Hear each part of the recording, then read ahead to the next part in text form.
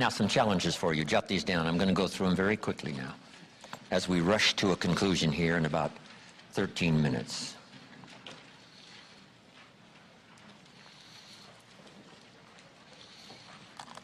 Here they are. You're going to have to write fast now. Here's number one. Review your performance, whether it's communication or whether it's activity or whether it's a CEO or whether it's on the job.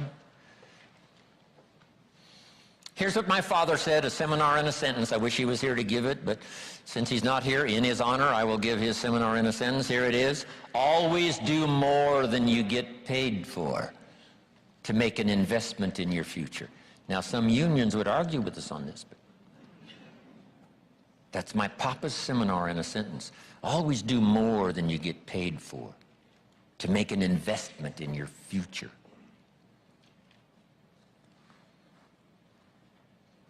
My father was so unique. Papa said if it's raining, you can't fix the roof. If it isn't raining, it doesn't need to be fixed.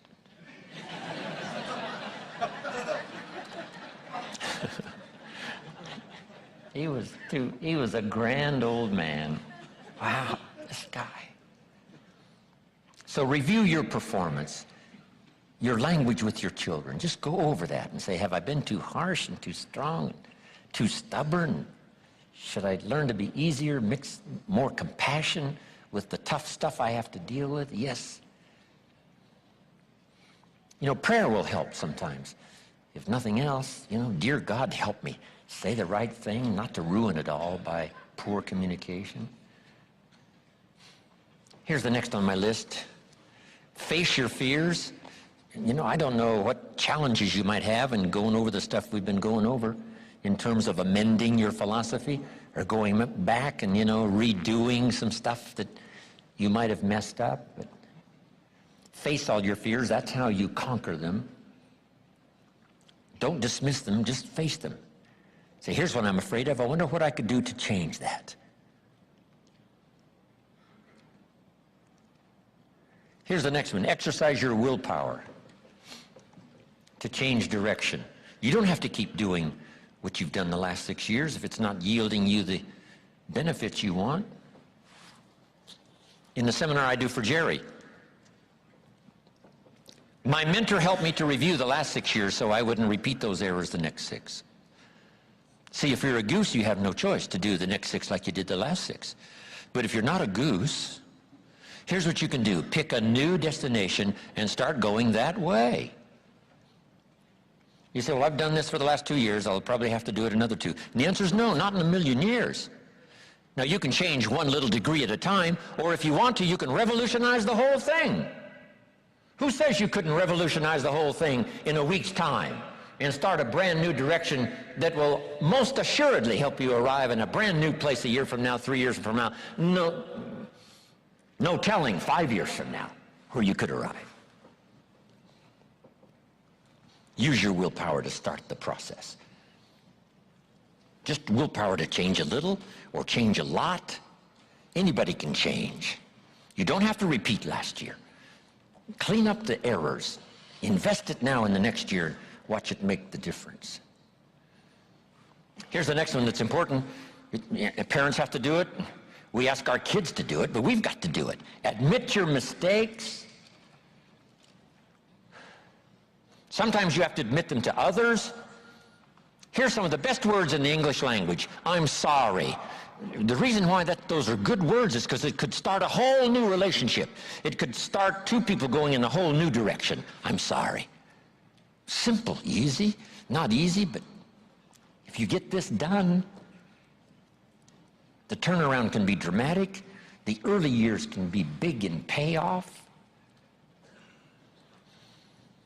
And here's the big one. Admit your mistakes to yourself. You don't have to babble about them to everybody in the neighborhood. But it doesn't hurt to sit down and have a conversation with yourself and say, there's no use kidding myself. Here's where I really am. I've got pennies in my pocket and I got nothing in the bank. That's what I said after the Girl Scout left my door. I had a conversation with myself. And I said, I don't want this to happen anymore. Next, refine your goals. I don't know what ambitions you've had up until now, but this weekend would be a good time to start the process. We're going to talk about our goals workshop before our session is over this weekend. Maybe that will help stimulate you to set some higher goals, reach for some higher purpose, go for something beyond what you thought you could do. By the time this weekend's over, you might double, triple, quadruple the amount of goals, purpose, all the things you think you can accomplish. You could multiply that by 10 by the time we finish here on Sunday. Here's the next one, believe in yourself. Yes, you got to believe in God, and you got to believe in the community, and you've got to believe in the possibilities. You've got to believe in the economy. You've got to believe that tomorrow can be better than today. But here's the big one, believe in yourself. There isn't a skill you can't learn. There isn't a discipline you can't try. There isn't a class you couldn't take. There isn't a book you couldn't read. If it's written in some other language, you just get it translated and read it. Here's the next one. Ask for wisdom. This is communication of the highest source.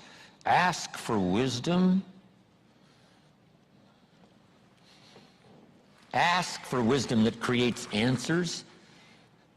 Ask for the wisdom that creates faith to believe things are possible.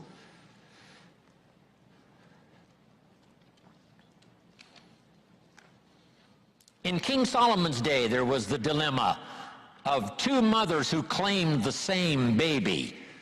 And the question was, whose baby is this?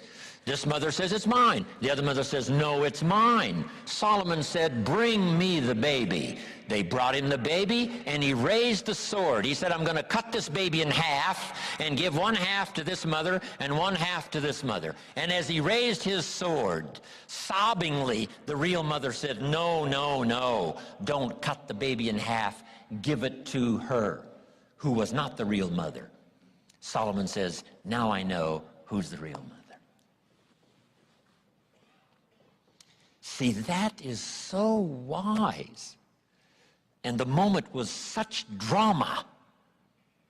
But Solomon, the wisest of the wise, knew what to do to settle the deal.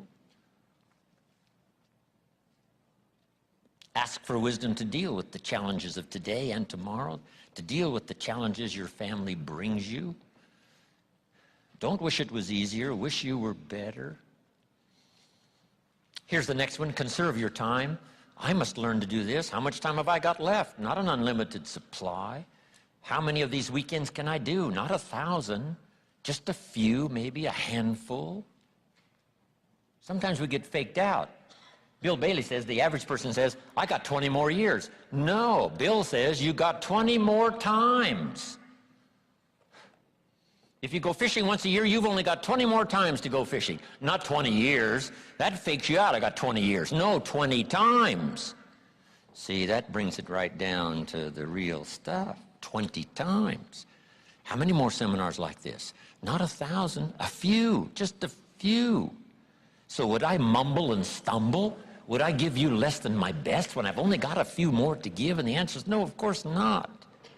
If you're a person of some dignity and quality, you wouldn't let that happen. Next, invest your profits. We're going to talk now about this before the weekend is over on financial independence. And I'm going to give you some excellent advice. Here was one of the philosophies Mr. Schoaf gave me, along with Mary Kay. Here's what he said, profits are better than wages.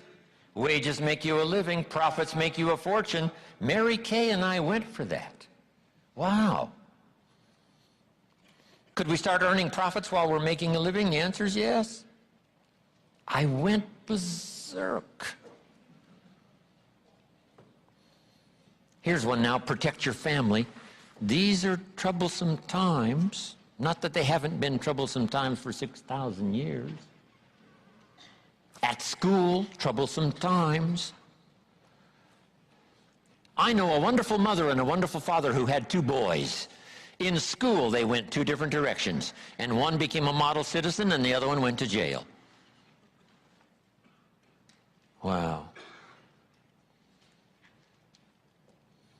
Protect your family as best you can from the hidden dangers, the lurking evil one. Here's the next one, live with intensity. You might as well turn it up a notch or two after this weekend. Why not? Invest more of you in whatever you do. Be a little stronger, be a little wiser, step up your vitality, contribution. Put everything you've got into everything you do, and then ask for more vitality and more strength and more vigor, more heart, more soul. Next, find your place. This one now is so important. If you just work on a job, find the best place where you can serve well. And sure enough, they'll ask you to occupy a better place. And if you keep doing the job well, the guy says, well, if I had a better job, I'd really pour it on. But I got this lousy job, so I just goof off. See, that's the philosophy of disaster. So you've got a lousy job. Do the very best you can. That's your best way out, is not to do less than you could, but to do the best you can. With that philosophy, your life can take great leaps forward. Here's a Bible phrase that says, if you work on your gifts, they will make room for you. They'll make a place for you. Here's the next one. Demand integrity from yourself. You can't demand integrity from someone else. Integrity is like loyalty. You can't demand it of someone else. You can only demand it of yourself. Be the best example of loyalty, and you'll get some loyal followers. Be the best example of integrity, and you'll have people surround you that have integrity. Lead the way. Next, welcome the disciplines. Can't give you much better advice than that, because disciplines create the reality. Disciplines build bridges, build cities. Disciplines, a well-disciplined activity creates abundance, creates uniqueness, productivity. Next, fight for what's right. It's a fight we're in. The storyteller says, and there was great war in heaven. Wow, you mean way back there? Yes. 1/3 of the angels conspired. I asked Bill Bailey, how long do you suppose it took 1/3 of these angels to get together? Did they conduct meetings? I don't know. Bailey says the storyteller doesn't say. I said, then we're supposed to use our imagination. I don't know. It does say finally the great war occurred, and the 2/3 prevailed and the 1/3 lost. One of the writers of later scripture, here's what he said, I fought a good fight. See, that's extraordinary to be able to say. I fought for my kids, and I fought for what was right, and I fought for my good health, and I fought to protect my company, and I fought for a good career that would bless my family. I fought a good fight. It's good to fight. The encroachment. Opposites are in conflict, and we're in the middle. And if you want something valuable, you got to fight for it. Then this writer also said, not only have I fought a good fight, and I'll finish with this, and I got a much longer list, but maybe I can cover these at another time. He said, I fought a good fight, and I kept the faith. See, that's the deal. Keep faith with your family. Fight like crazy and keep faith. Fight the enemy and keep faith. Fight illness and keep faith. Fight the evil and keep faith. I can't give you much better advice. So thank you very much for your attention. I appreciate it.